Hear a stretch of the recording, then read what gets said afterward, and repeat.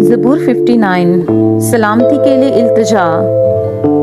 اے میرے خدا، مجھے میرے دشمنوں سے چھڑا، مجھے میرے خلاف اٹھنے والوں پر سرفراز کر، مجھے بد کرداروں سے چھڑا اور خون خوار آدمیوں سے مجھے بچا، کیونکہ دیکھ وہ میری جان کی گات میں ہیں۔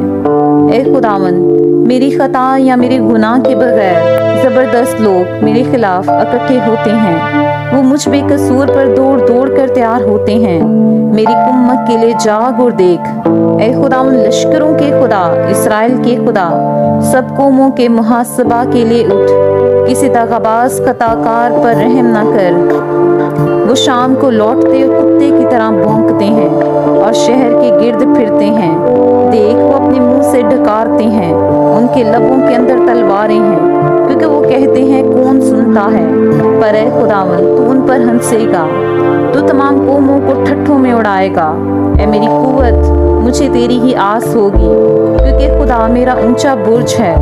میرا خدا اپنی شفقت سے میرا پیش رو ہوگا۔ خدا مجھے میرے دشمنوں کی پستی دکھائے گا، ان کو قتل نہ کر، مبادا میرے لوگ بھول جائیں۔ اے خداوند، اے ہماری سپر، اپنی قدرت سے ان کو پرگندہ کر کے پست کر دے۔ وہ اپنے منہ کے گناہ اور اپنے ہونٹوں کی باتوں اور اپنی لہن تہن اور جھوٹ بولنے کے باعث اپنے غرور میں پکڑے جائیں۔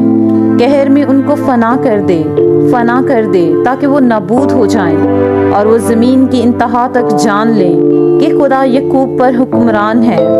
پھر شام کو وہ لوٹیں اور کتے کی طرح بھونکیں اور شہر کے گرد پھریں۔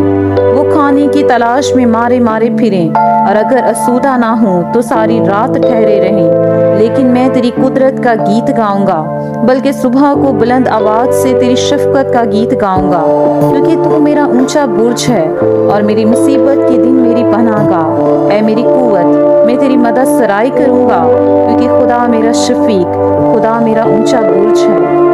پاک کلام پڑھے اور سنے جانے کے وسیلہ سے خداوند کی برکت ہم پر ہو، خداوند کا شکر ہو، آمین۔